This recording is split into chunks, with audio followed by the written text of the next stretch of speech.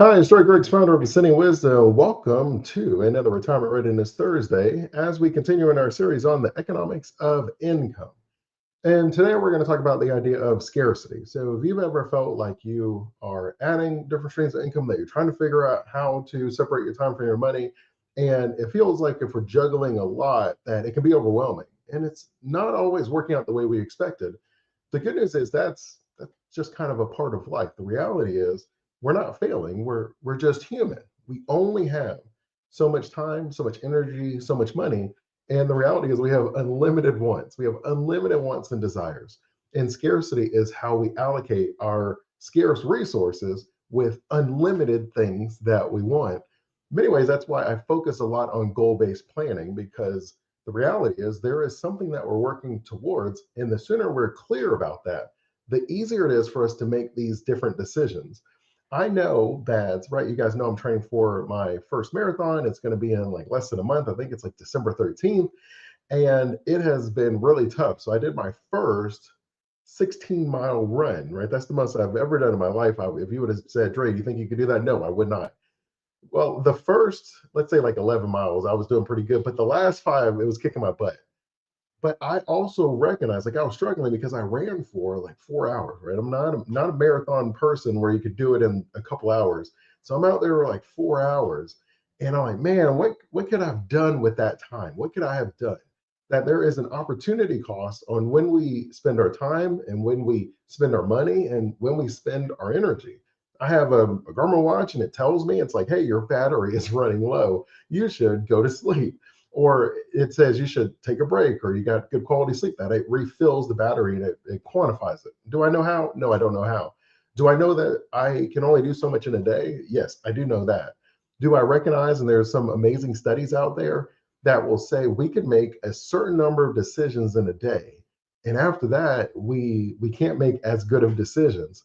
And so there are some CEOs that have all their most important meetings in the morning, and they don't have any important meetings after like 4 o'clock, because they said that they mentally know that they've made all these important decisions, so they've spent that. There are people, and you've seen them with Steve Jobs, and I mean even presidents of Obama was one of them, and then we see Mark Zuckerberg, where they'll wear the same clothes every single day. I don't think Obama wore literally the same clothes. I think he had like maybe two or three suits, and you just wear the same stuff all the time because that's one less decision that you have to make.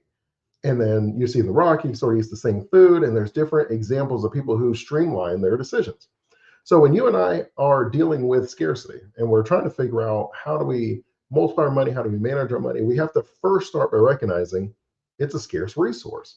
Our time, our money, and all the choices that we end up making, we can only focus on so many things. And so we have, let's say that you have 5 hours that you can allocate in any given week towards building an additional stream of income. But you have a scarce amount of time, right? You have a limited amount of time, say you have 5 hours, and then you have only so much energy, and like in general speaking.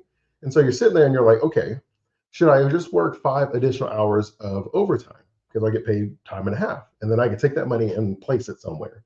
Should I spend that time learning about real estate, and then I should start working towards getting my first property so I can have rental income? Should I do something that is maybe like build a YouTube channel? Right? I'm like, I'm going to start making videos. I'm going to learn some different skill sets. I'm going to become a consultant. I'm going to make videos. I'm going to share myself gaming, whatever that looks like. You could say, well, I can't do all of them. I can't learn about real estate, start a channel, and work overtime. So I have to figure out which streams are the most important for me. And then for some of you, it'll be just like, hey, well, you know what? I'm going to have a side business. And that side business, whatever you choose to do at that time, you could write a book, you could start a company, you could do like something in the gig economy, which is like Lyft, and you could do, like Uber or Uber Eats and different things like that, where you're just like, I can do this with my 5 hours. But how do we choose what is the best way to use that additional time? And I'm going to give you, just from the numbers half of it, I'm going to give you some of that. But the truth is that we're all a little bit differently. And that if we use scarcity right, if we use the idea of goal-based planning correctly, it gives us clarity about which decision makes the most sense. Because the truth is, we're all a little bit different, and that we're all going to make decisions that are best for us, and those decisions will be different for each of us. So normally when we're talking about goals, we'll just start there. When we're talking about goals, I like the idea where we have short-term goals. These are normally going to be 12 months. If you can do it in 12 months, that's going to be a short-term goal.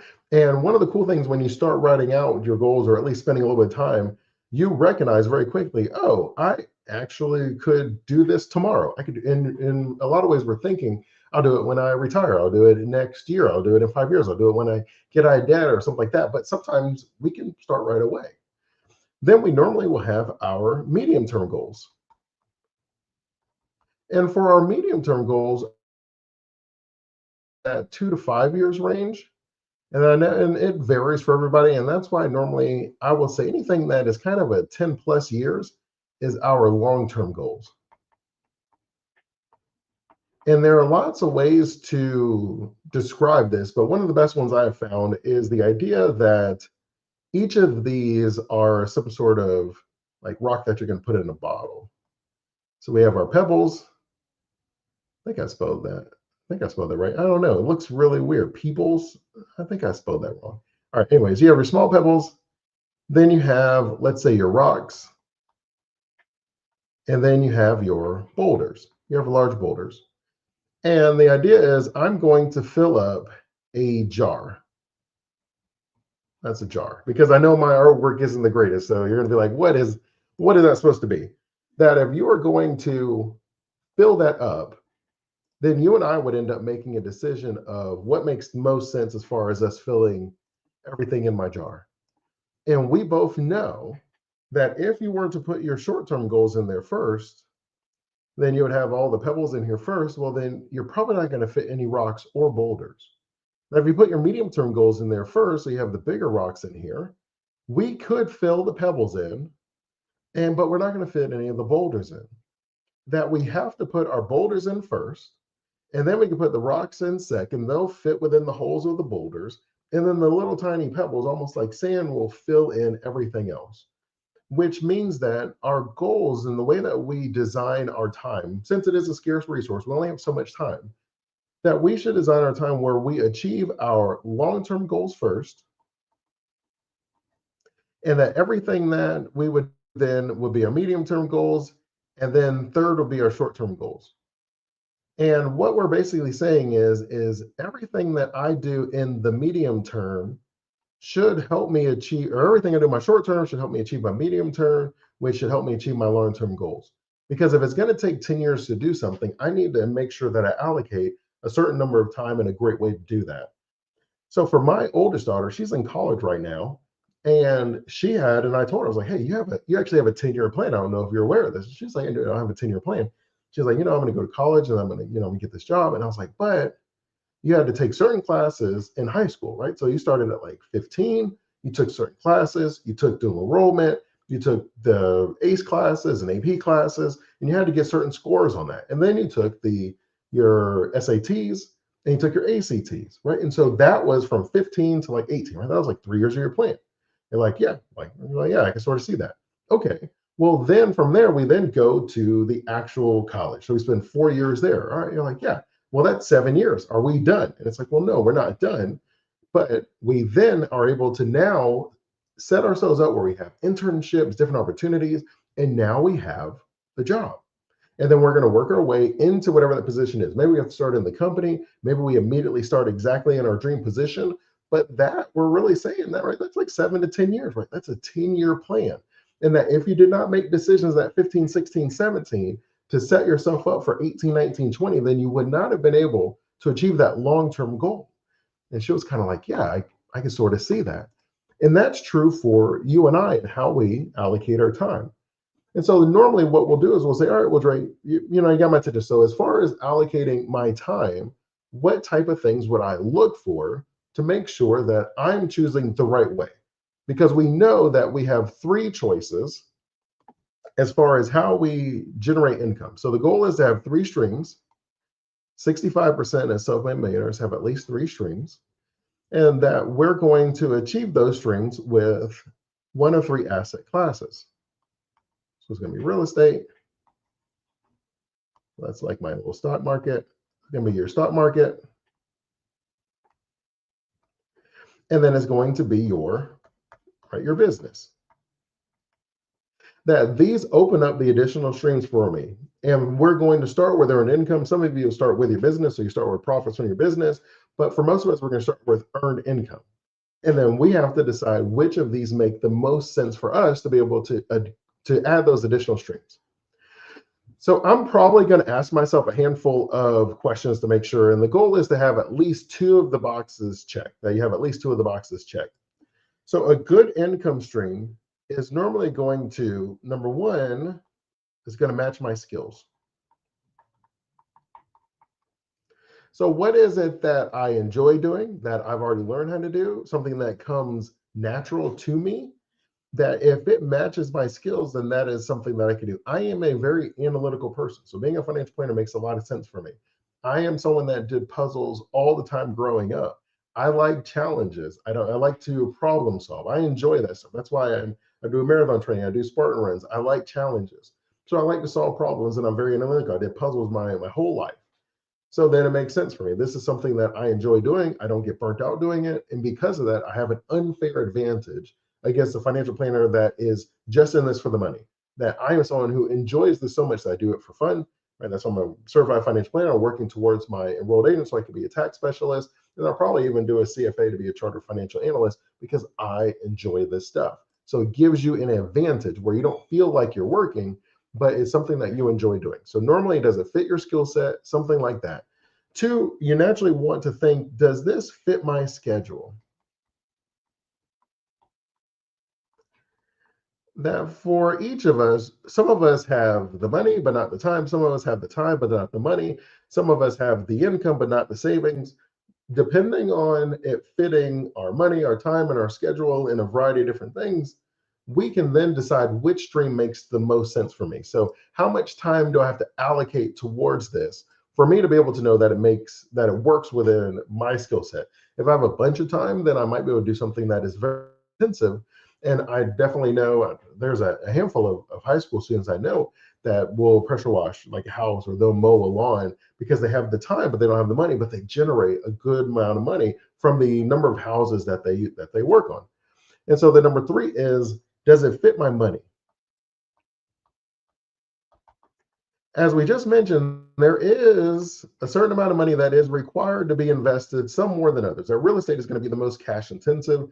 That depending on the type of business that you start, whether you have to have an inventory, or whether you have to have special machinery, or whether it's some type of a service where you don't have much overhead, we can really think through this. Like, how does it fit as far as my money? How much do I need now to be able to invest in that additional stream?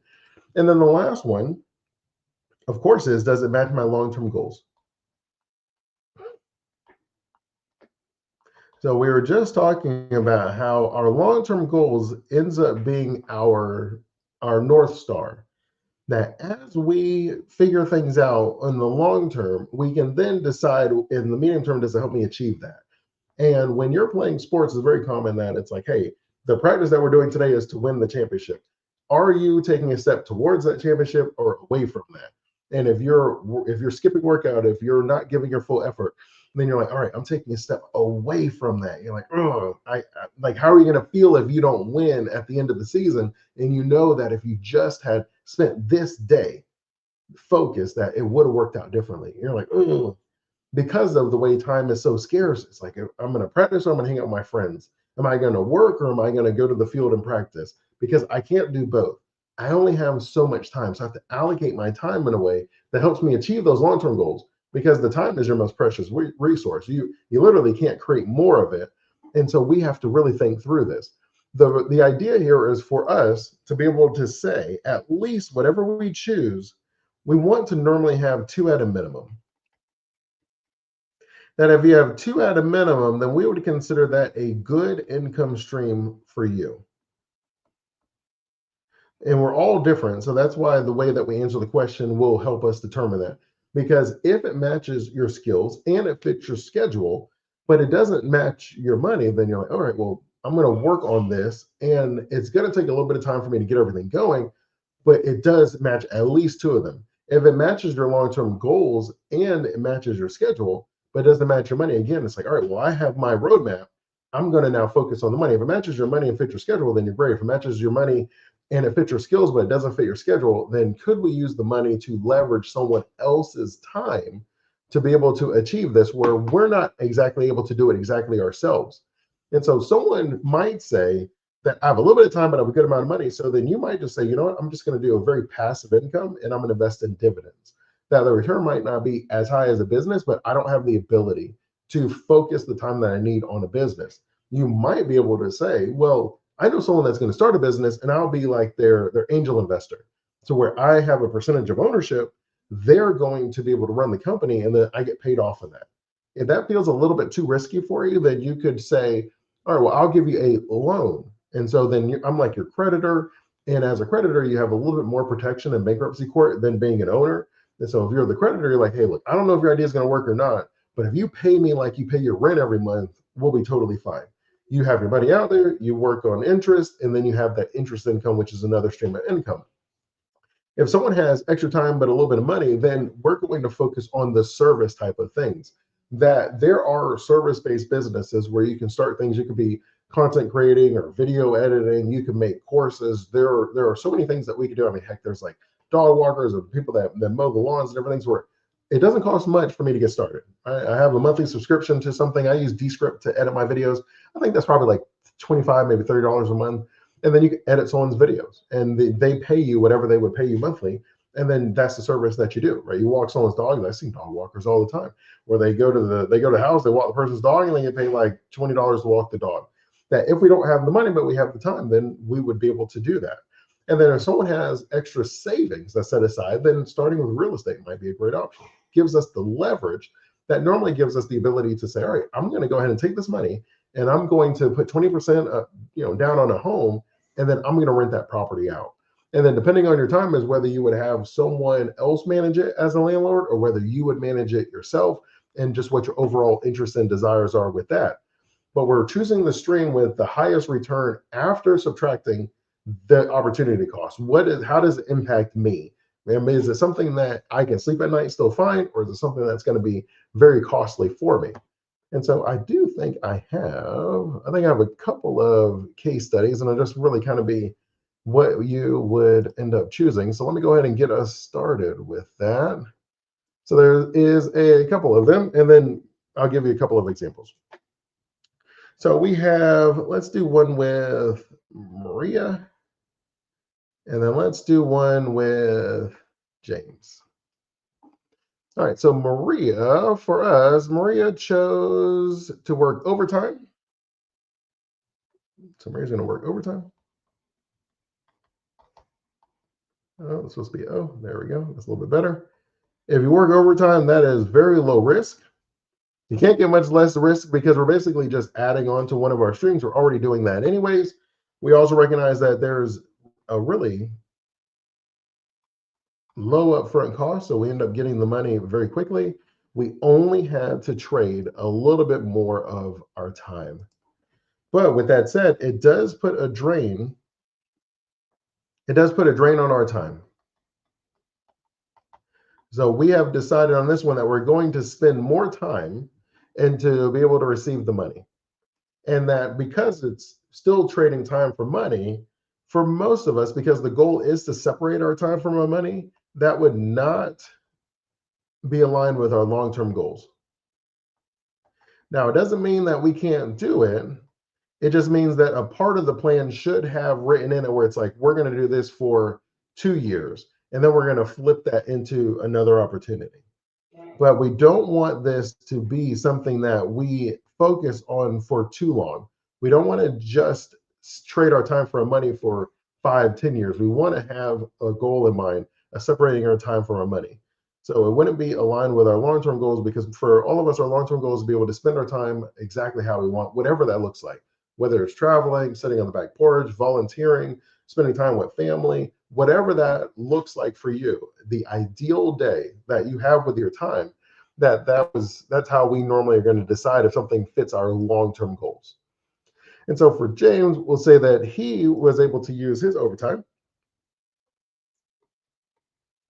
So we'll say we took our overtime and we were able to start a side business. Now, depending on the side business, there's so many cool stories out there where you'll see people that will take their retirement check and they'll buy like what was one of them? I remember saying, I think they bought like a comic book shop. They're like, man, I love comics. They bought a comic book shop. So they get to spend their time talking to people, interacting with people, and they get to talk about all the stuff that they love. They go to comic book conventions. It's actually pretty cool. There are some where you read about them where they'll open like a vineyard and they just, I don't know, they love wine, they understand it. I don't understand it like that, but they understand it, and they're able to use that to way to spend their time. There's a lady down the street that has a ice cream shop. You can tell that she just enjoys like seeing the kids and talking to them. And so we take our kids periodically. We have a reward system, basically like, hey, if you do everything you're supposed to do for the whole month, and you get a reward every week, but then you have a big reward every month.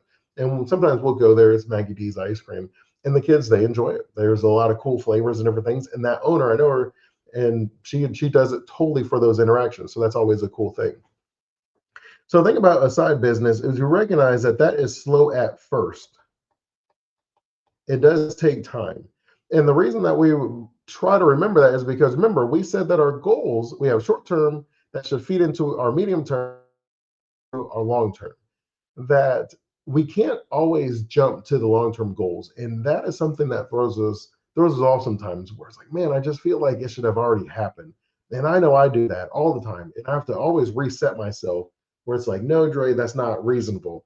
Where if I was trying to lose weight, I'm like, all right, well, I need to lose 100 pounds, right? And so it's like, I'm gonna lose 100 pounds in 90 days. And then you sit there and do the math, and you're like, okay, that would be like 4 pounds a week or something like that. Or I'm just making up the number. I don't know. And it's like 4 pounds a week. And then if I went and read, I was like, hey, what's the average weight someone loses in a week? Then it's like that's 1 pound a week, and that's good. And I'm like, oh, okay, well then that doesn't work because 90 days is only gonna be 3 months, so that would make it like 12 weeks. So I would lose basically 12 pounds. And I'd be mad because I didn't achieve the goal. And so we normally, and I always encourage people, well, how do we come up with that number? Right? Like how do we decide that? And based on the answer to that, I know what I'll share with them is like, hey, well, this is what the normally happens. These are the benchmarks based on your risk, yada, yada, yada. These are the investments. This is the way the returns would be. Also factoring your age and your goals. It's like, this is actually what would be a much more reasonable expectation. And then people are like, oh, okay, that makes sense. And so we need to be thinking of it that way, where let's not sacrifice the short term trying to figure out the shortcut, because I find that there just aren't shortcuts. That the shortcuts don't really exist. At the end of the day, everybody is putting in the process, and you probably heard it where it's like the overnight success it was 10 years in the making. And I'm someone who subscribes to that idea. So it's going to be slow at first. We're going to be very realistic, so that way we're not discouraged and we give up on it. We're going to acknowledge that, but we recognize that it can grow, that it can scale. We can start hiring employees, and every time we hire an employee, guess what? We are leveraging their time. So we have now increased your time. And the coolest thing that will happen is when you have an employee is when the task gets done and you do not have to give your time, where you're sitting there like, okay, the task is done, it's checked off. I still have my time. I was able to do something else with that time. I came back and that other thing was done. And it's a very satisfying feeling. It's probably the best way I can describe it. It's like super satisfying. You're like, oh, I can get used to this, right? I can see why people like to be able to do that. And then if you do that well enough, we recognize your time is yours. That at some point you have purchased all of your time back. You have purchased your freedom. And both of them, we're able to take the same. We have 5 hours. That's what we have. We both are working overtime. We're taking the money, but we have a long-term plan that is building something in the future where we're putting money towards one of these three streams. And then normally we'll choose at least two of these. We need it to match either my skills, fit my schedule, fit my money, or match my long-term goals. And that if I'm able to do that, then that's normally going to be the recipe for success. That works for me, right? Like my long-term goals, how much I love economics. That's why I'm an economics professor at St. John's State River College. I love helping people achieve their goals, and I love crunching numbers on the finance and investing. That's why I'm a certified financial planner. Those are both things that I love doing, and I would do literally to the last day. And I do have the goal of being able to go and speak places and do workshops. I enjoy that. So, of course, if you know anyone that would like to have someone come speak at their company or an event, drop my name. I do appreciate that. Investments and retirement planning and decision making, economics, things like that. That I appreciate that. And so then, if you follow those three processes, then you're going to be able to set yourself up. Because the reality is, and then we're gonna be done. The reality is, because our time is scarce, because our money is scarce, because our energy is scarce, it gets spent either way. It's spent either way. So the best thing that we can do is be intentional with the way that we spend our energy, the way that we spend our time, and the way that we spend our money, because it's gone either way. The day is gone, and then tomorrow's another one. And so it's really nice when you're like, I know I'm building towards something, that I'm purchasing something, and then you can see that stacking and building. So the challenge I'm going to give you today is just to pick the one thing that you're going to say no to this week. We're not going to focus on the one thing you're going to say yes to. Just pick the one thing you're going to say no to, because when we're talking about scarcity, every time I say yes to one thing, it closes the door for me to be able to say yes to something else. And so if I'm married, I say yes to my wife, it closes the door to be married to anyone else. So if you say yes to something, then you have to recognize that you are saying no to everything else that could be done with your time that day, however that looks. So what's the first thing? That's your challenge for this week. What is the one thing that you're going to say no to, so that you can say yes to a better income decision later? As always, I'm Dre Griggs, founder of Sitting Wisdom. I'm thankful for the time that we have together, and I look forward to spending time with you again next week. Hope you all have a great rest of your evening. Stay safe and enjoy life.